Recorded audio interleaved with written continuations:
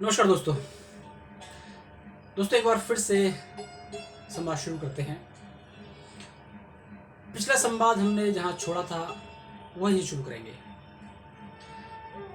पिछले संवाद में हम चर्चा कर रहे थे कि हम में से अधिकतर लोगों की एक समस्या है कि हम भूत और भविष्य में या भूत और भविष्य के बीच में झूलते हैं। वर्तमान में रहना कितना मुश्किल होता है और कई बार हमको लगता है कि इसकी वजह से हमारे काम करने की क्षमता कहीं अधिक प्रभावित होती है। कई बार तो इतना अधिक होता है विचारों का पुंज कि हम किसी काम को करने के लिए बैठे और पता चला कि वो काम कहीं बहुत पीछे छूट गया और हम विचारों के महासमुंदर में जाके डूब गए, उबर ही नहीं पा रहे हैं। तो स्वाभाविक सी बात है कि समस्या तो बहुत बड़ी है और ये समस्या हम में से अक्सर सभी के जीवन में है। इसका परिणाम क्या है? इसका परिणाम यह है कि हमारे अंदर बेचैनी है, असहजता है, द्वंद्व है, परेशानी के साथ साथ यह भी है कि हम स्थिर नहीं हैं, अस्थिरता है। और कई बार तो इसका एक बाह्य प्रक्षेपण अगर देखें तो वो संबंधों में भी आता है। कारण सिर्फ एक कि हम वैचारिक रूप से भूत या भविष्य में गुलाटियां लगाते रहते हैं। तो आखिर इस परेशानी से या इस विचारों की भयानक गति से आखिर निपटा कैसे जाए? इस गति को कैसे संतुलित किया जाए? और यदि हम यह करने में सफल होते हैं तो आप विश्वास करिए कि आपका जीवन वाकई में बहुत संतुलित हो सकता है। हम सबका जीवन बहुत संतुलित हो सकता है। हमारे मनीषियों ने इस पर बहुत काम किया है। उपनिषदों में तो इस पर बहुत सारा व्याख्यान है, चर्चा है, भाष्य भी कई लिखे गए। महापुरुषों ने इसके बारे में बहुत चर्चाएं करी, काम किए और कई पद्धतियों का निर्माण किया, कई पद्धतियां बताई अपने स्वयं के अनुभव से, पूर्वजों के अनुभव से और दर्शन के अनुभव से। हाँ, लेकिन चूंकि हम जब एक ऐसे समय में रह रहे हैं जहाँ तकनीकी का युग है, जहाँ जीवन की भागम भाग है, बस हम भागे जा रहे हैं। भले ही वेदों में लिखा है चरे वेदी कि चलते रहो, लेकिन हम तो भाग रहे हैं। तो इस भागम भाग के समय कैसे विचारों को संतुलित करें, सबसे जरूरी, सबसे प्रासंगिक प्रश्न यही है आज के समय। और यदि हम इस पर काम करना शुरू करते हैं तो स्वाभाविक सी बात है कि इसके कुछ ना कुछ तो सकारात्मक परिणाम हो ही सकते हैं। जैसा कि बुद्ध कहते हैं कि आप एक काम शुरू कर दीजिए। बुद्ध कहते हैं कि आप सिर्फ अपनी सांसों को देखना शुरू कर दीजिए। है तो बड़ा सरल ना कि सांसों को देखना शुरू कर दीजिए, लेकिन क्या वास्तविकता में हम कितने सारे लोग ऐसे हैं जो सांसों को महसूस करते हैं?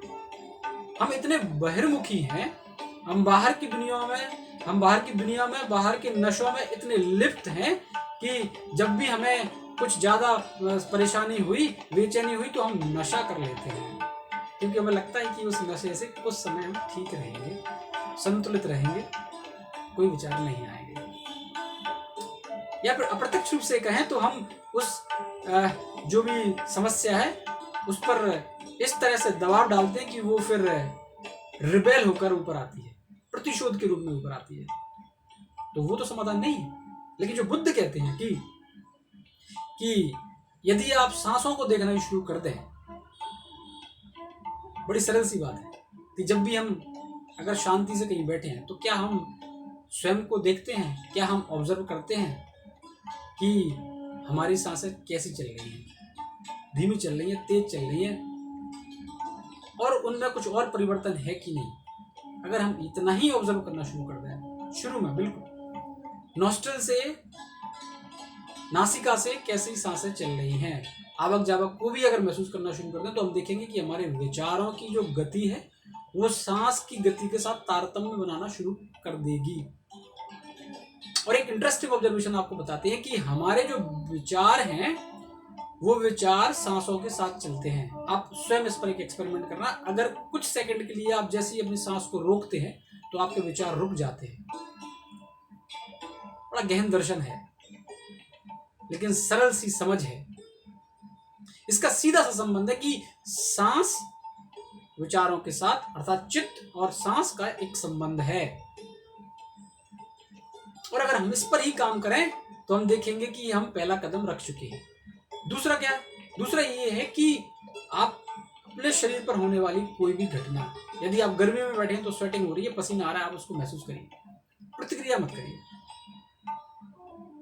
यदि आप ठंडे प्रदेशों में रहते हैं, कहीं ठंडी जगह पे हैं, तो आप उस ठंड को कुछ समय के लिए महसूस करिए, प्रतिक्रिया मत दीजिए। जब भी हम प्रतिक्रियाएं देंगे तो मन, भूत और भविष्य दोनों तरफ गोटियां मारना शुरू कर देता है।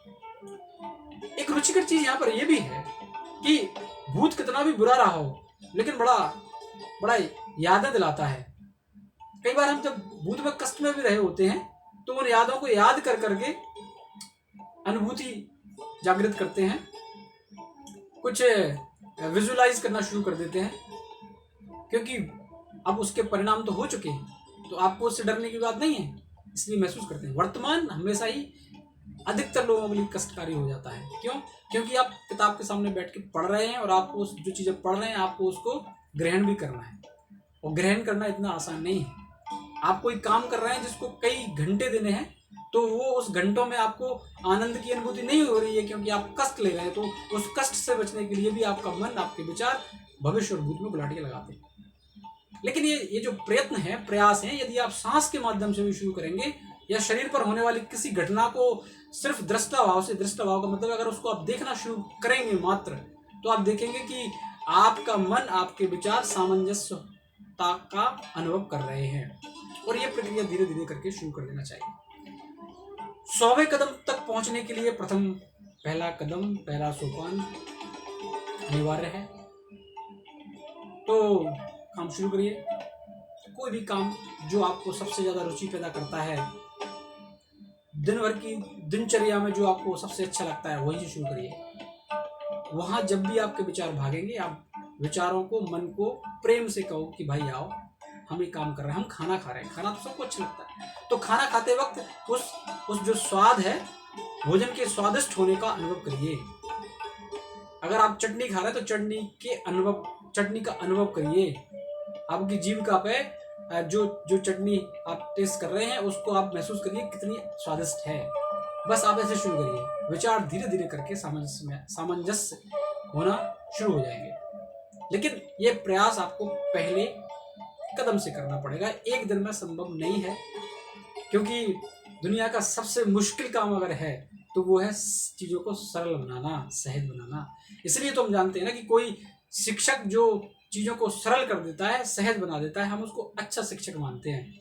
तो हम भी अपने जीवन को एक अच्छे शिक्षक की तरह बना सकते हैं यदि हम उसमें सरलता लाना शुरू कर दें। और सरलता की शुरुआत हम विचारों से कर सकते हैं। विचारों से झगड़ा करके नहीं, युद्ध लड़कर नहीं, अपितु उसके साथ सामंजस्य बना के। आप जब भी झगड़ा करेंगे अगर अपने विचारों से, तो स्वाभाविक सी बात है विद्रोह होगा। तो विद्रोह को दबाना नहीं है और विद्रोह पैदा नहीं करना है। मन को मित्र बना के विचारों को मित्रवत भाव से लेकर आइए और उनको अपनी जगह पर बिठाइए। आप जो काम कर रहे हैं फिर देखेंगे आपको रुचि आएगी उसमें। 1 दिन, 2 दिन, 4 दिन, 5 दिन, 7 दिन तक आपको थोड़ा कष्ट होगा, समस्या होगी, लेकिन धीरे धीरे करके जब वो आपकी दिनचर्या में, आपके अनुभव में आने लगेगी तो आपको उसमें आनंद आना शुरू हो जाएगा।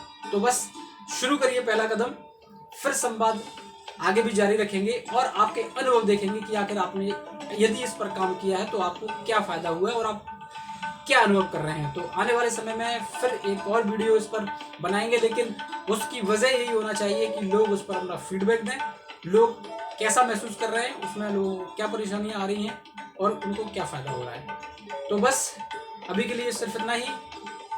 अल्प विराम देंगे, पूर्ण विराम तो नहीं देंगे। संवाद फिर आगे भी जारी रहेगा। आप सभी को बहुत बहुत शुक्रिया। नमस्कार, जय हिंद। शुरू करिए। बहुत बहुत शुक्रिया।